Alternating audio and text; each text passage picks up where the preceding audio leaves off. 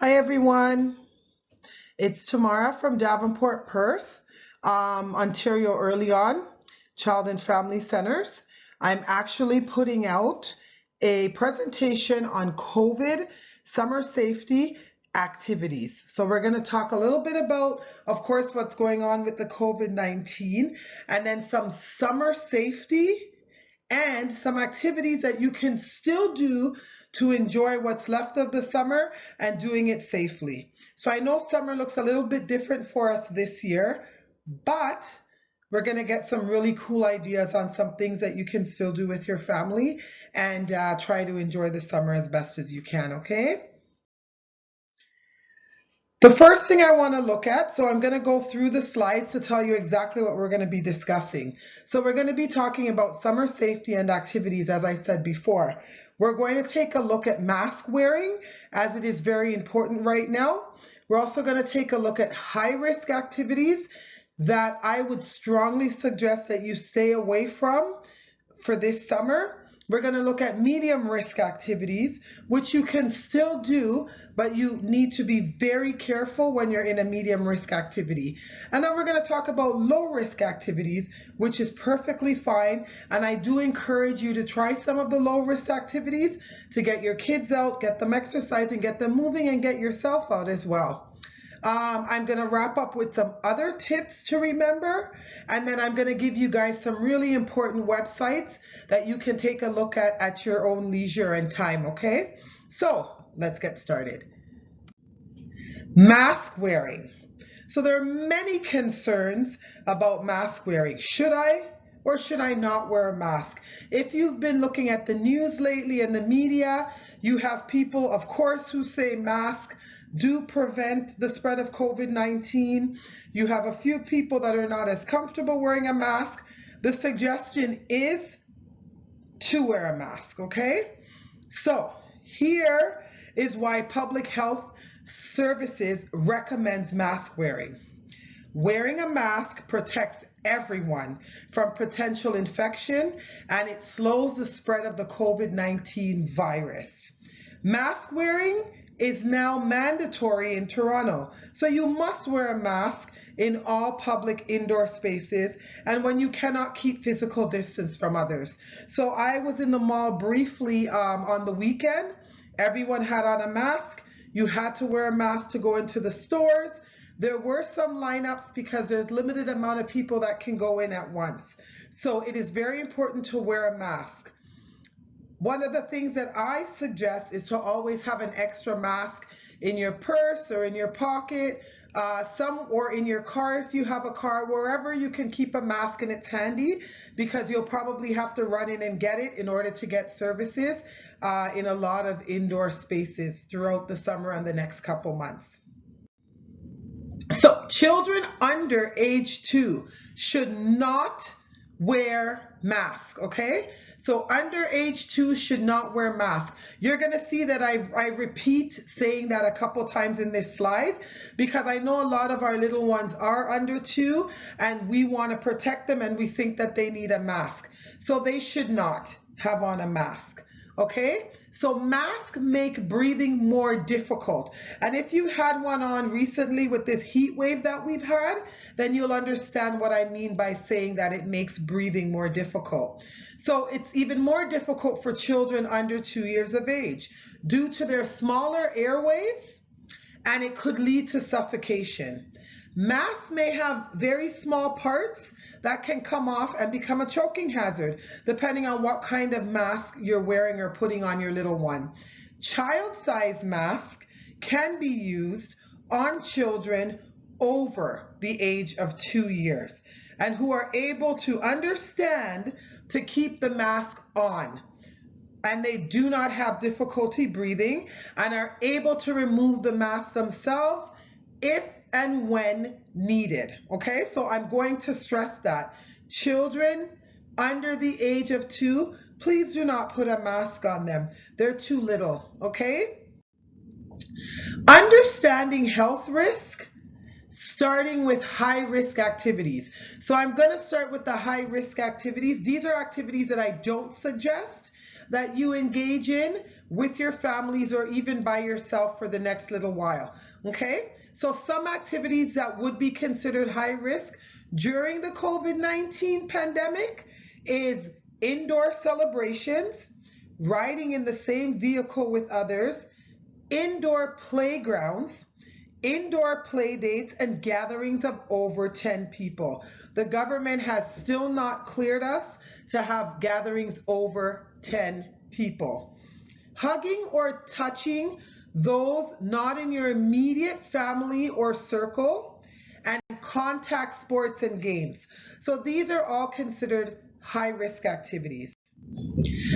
Here are some safety precautions to think about when looking at high-risk activities. Always wear a mask. Once again, children under 2 should not wear masks. Stay 6 feet apart from others. Wash your hands thoroughly with soap and water. It's super important to constantly wash your hands thoroughly. Remember to wash them for 20 seconds. You want to get underneath the nails. You want to get the back of your hands. You want to get the front of your hands. You want to get in between your hands as well as in between your children's hands as well. Use hand sanitizer if you are not able to do proper hand washing. So a suggestion is to always have a little bottle of hand sanitizer in your purse, in your bag, or whatever you're traveling with. Disinfect toys or high traffic areas. High traffic areas meaning touched surfaces. So if you are touching a doorknob, if people are touching fridge handles a lot, if they're touching bars to hold on the bus or anything like that, those are the things you want to really make sure you disinfect. Children's toys should be disinfected regularly anyways. With COVID, we have to enhance that and start disinfecting more and more. Kids put toys in their mouth a lot. Kids touch their toys a lot. If they have a friend over, their friend is also touching the same toy. Okay? So a little bit more on high risk. The reason these activities are high-risk activities is because it is very hard to maintain physical distance in these circumstances. There are too many people around that you do not know. If you're in a situation where there's too many people around you that you don't know and they're very close to you, during this pandemic, it is considered a high-risk situation, and I would suggest to not have yourself in a situation like that if possible, okay? People are touching multiple surfaces like I talked about before, and sometimes you have no control of the physical space around you. If you're in an indoor playground, you're not the person that's in charge of disinfecting that playground, and you have lost control of that space, right? So you want to be mindful of that. Let's move on to medium risk activities. So medium risk activities, some activities that are considered medium risk, that includes renting a camper, barbecuing in a public space, non-contact sports, games with groups of people, and increasing a social bubble of immediate family and friends, okay? And I'll go into some detail with that. So here are the medium risk safety precautions. Again, always wear a mask. Again, I will tell you, children under 2 do not wear masks, okay? Sanitize surfaces regularly. I've already spoke about that. Constantly sanitize and clean your surfaces. If playing in a small group, try to keep physical distance and sanitize all equipment after use, as well as sanitizing the equipment before use as well. So if you're using a ball or something in a group, you want to sanitize it first. Everybody sanitizes their hands, washes their hands. Then you guys are playing the sport, and then you sanitize the equipment again and sanitize your hands again, okay? Frequent hand washing and or sanitize when possible. Medium risk, let's continue with some medium risk. The reason these activities are medium risk is because you may have to share a public bathroom. At this time, we're a little bit nervous about sharing public bathrooms, right? Before the pandemic, everybody was fine with doing that. Now you get a little scared. So you make sure you have sanitizer, you make sure you have baby wipes, you might wipe things off. You don't want to touch the toilet seat with your bare hands, because we already know that naturally bathrooms carry a lot of germs. It's not your bathroom that you are washing regularly, so it possibly has more germs obviously than your own bathroom at home, right? You may share food utensils such as serving bowls or spoons. If you're sharing utensils, that again puts you at a little bit more of a higher risk. If someone has the virus and they have a spoon in their hand, then you take that spoon from them, or you're both sharing popcorn from the same bowl, they put it in their mouth, their hands have touched their mouth, it goes into the popcorn, etc., etc. So using your own individual bowls and stuff like that is a much better suggestion. So I know it's a lot of fun when you've got that big bowl of popcorn or chips and everybody gets their hand in. Unfortunately, for now, let's look at individual bowls, separating those bowls and separating items from the bowls, okay? So you may also, again, share the same play equipment such as balls, which is what I was talking about before. So balls or hula hoops or nets or anything like that, constantly sanitizing, washing, and cleaning, that is what is encouraged, okay? Let's go on to the activities that I strongly encourage you to do, as well as the rest of our early years team. We know it's been a hard summer. It continues to be a bit of a hard summer. There's a lot of challenges. A lot of places are still closed. Places that are slowly opening up. There is a lot of restriction and lineups and all that kind of stuff. So let's focus on some fun, low risk activities that we can do with our children and our families. These are the ones I want you to really pay attention to. Some activities that would be considered low risk is outdoor activities. So staying outdoors as much as we possibly can. The virus, as they say, spreads more indoors in enclosed areas. So let's get outside. Also, summer is so short that you want to be outside as much as you can. And the weather has been really beautiful this year. We've been getting a lot of sun. Sometimes it's a little hot, but the sun's been shining. Let's get outside, okay? So I'm encouraging a lot of outdoor activities like hiking, walking, cycling, or camping with your immediate family and close friends who probably are in your bubble of 10, okay? Swimming in a lake or a pool is a great idea. I know we worry about pools. The pools, community pools, if you're going to a community pool, currently has some restrictions, but they are fairly safe. They're doing a lot of disinfecting. They're not allowing you to use the change areas in the pools. So if you are going to a community pool, come with your bathing suit and stuff underneath. They make you swim for 45 minutes and then everyone comes out and they sanitize the area and then you can go back in, or if there's a lineup, they'll ask you to go and they'll have another group come in. But it's fairly safe, okay? Also fishing. Fishing is a lot of fun. I actually went fishing last year for the first time. I loved it. A little quiet, it's relaxing, so it's also good for mindfulness and just kind of getting things off of your brain and just relaxing a little bit. Sitting around a campfire is always great, telling stories and just spending that quality family time that we never really have, right? Lunch in a park. Bringing your own food is obviously what we suggest, right? So you should always bring your own food. But lunch in a park is a fantastic idea. Also, splash parks with social distancing. Sometimes the splash parks get very crowded. If you feel uncomfortable and you go to a splash park and you realize, oh my goodness, there's a lot of people here, you can go back later. Feel free to go back later, or don't use the splash parks right now, but go into your own area of the park, and then as you see the people die down, then please feel free to go back and enjoy your time at the splash park, okay? Low risk safety precautions. So maintaining physical distance from other people is strongly encouraged. In all of these low risk activities, you are able to maintain a safe physical distance. That's why they're low risk. You're really able to maintain and judge, do I want to be in this area or do I not want to be in this area, right? So you're able to judge that. Using sunscreen is always extremely important. At least it should be 60 SPF or more, and it's for both parents and children. A lot of darker skinned people like myself has always had that myth, oh, I don't need sunscreen, we don't burn. We all need sunscreen. It doesn't matter what your complexion is. It's very important to protect our skin and ourselves from the sun, okay? So the use of sunscreen on young babies, because that's a question people ask all the time. It is required that babies under the age of 6 months should not use sunscreen. So babies under 6 months, it's not recommended to use sunscreen. So try to keep them cool, have them wear a hat, make sure you have something covering their head, and keep them in the shade because they should not wear sunscreen.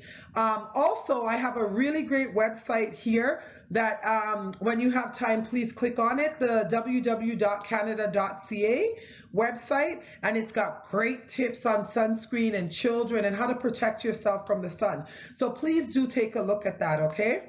Also, wear light clothing and a hat when doing summer outdoor activities. You don't want to wear heavy clothes, it'll make you sweat more. Wear something light, wear something loose, and just have a good time and really enjoy the sun, right? Because as I keep saying, our summers are so short. So let's enjoy the sun, let's do it safely. Now, low risk, again, we're going to continue a little bit more on low risk. These are the reasons why these activities are considered low risk and why we at the center strongly recommend you engage in some of these activities. Because you would be within your own social circle doing these activities.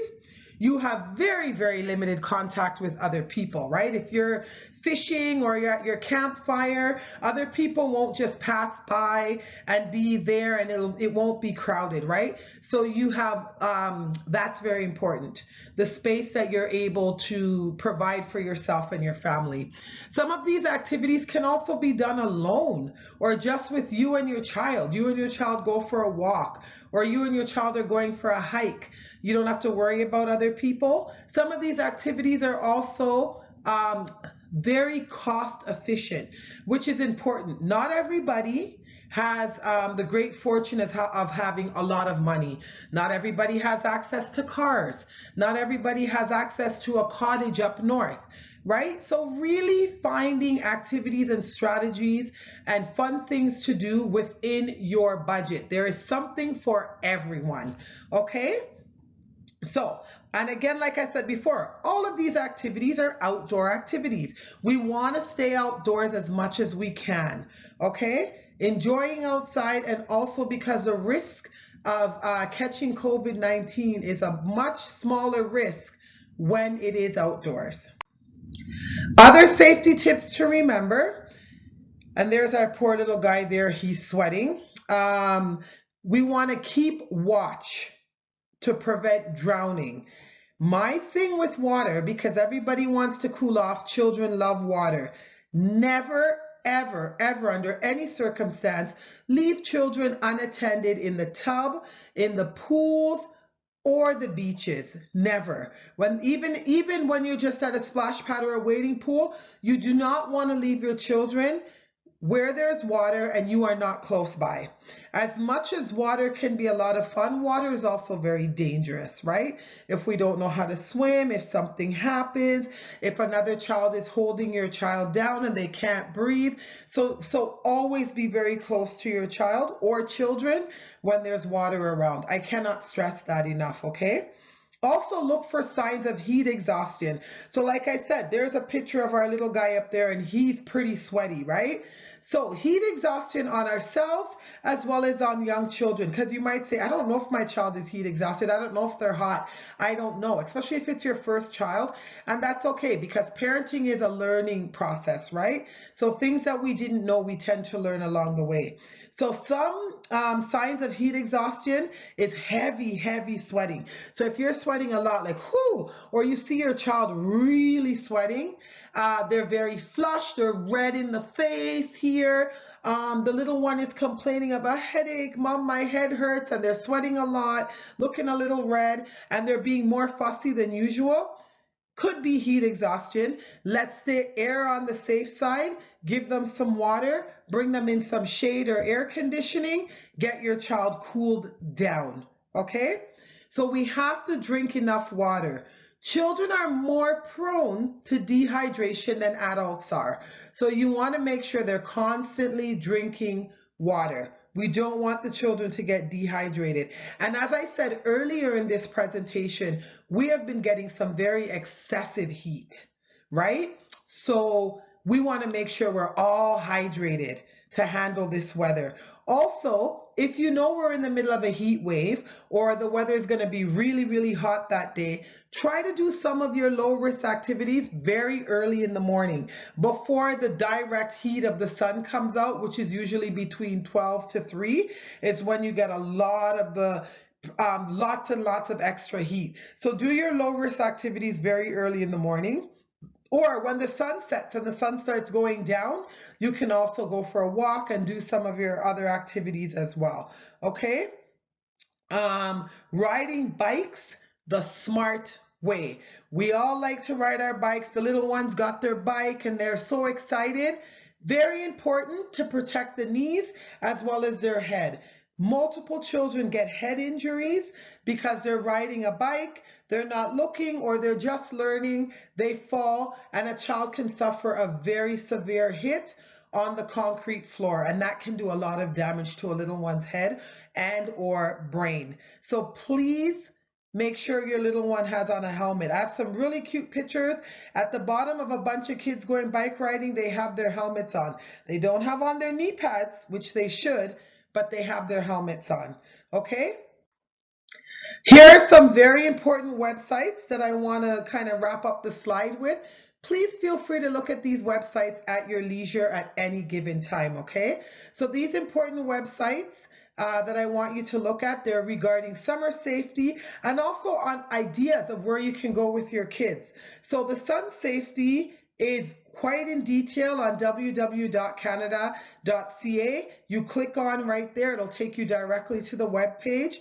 And there's a really great one, www.torontoforkids.com, and that gives you some ideas on some really fun places that you can go to. The website is current, so they're constantly updating it, so keep that in mind as well.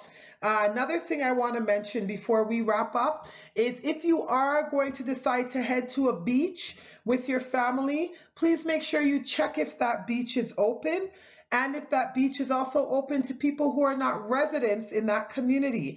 Because of the COVID-19 pandemic, some beaches are closed. Some beaches are closed to people who don't live in the area. And some beaches, or I'd say most beaches, are trying to minimize the amount of people that are on the beach because of social distancing. So they might only allow a certain amount of people in the beach. So please make a phone call before you head out to that beach, or do some research so that your family's not disappointed and you're packing a fun day at the beach and then you can't get in. And that goes without saying for a lot of places. The zoo is reopening or has just reopened. You have to call ahead of time and you have to book your trip to the zoo. So you can't just show up. So you want to make sure that you take note of some of those changes as well, so that you and your little ones are not disappointed, okay? I know the High Park Zoo has also reopened. So there are a few places that are slowly reopening with social distance. So please do a little bit of homework before you plan a great trip, okay? We don't want anyone disappointed. So I hope that you got some valuable information out of this. My suggestion is to stay away from the high risk activities. Try to stay away from medium risk as much as you can and really enjoy the low risk activities. Okay?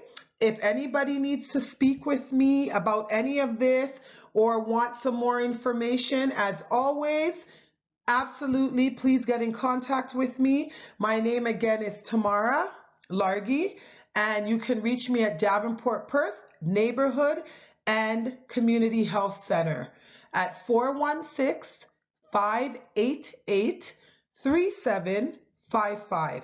My extension is 557. If I'm not available, please do leave a detailed message on my voicemail so that I can get back to you. Another way that you can get in contact with me is via email. It might be faster sometimes because I am working a bit remotely and a bit in the office. My email is tlargie@dpnchc.ca. please feel free to email me as well. I am always available to try to help you.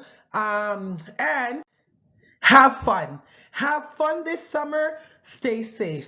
It's not an easy summer, but I hope I've helped you a little bit come up with some ideas to move you along the way for what's left of the summer of 2020. Okay? Have a good time. I'm more than happy once again to talk and connect with everyone. And I hope you get a lot out of this, this presentation and information that I'm leaving with you. Bye for now.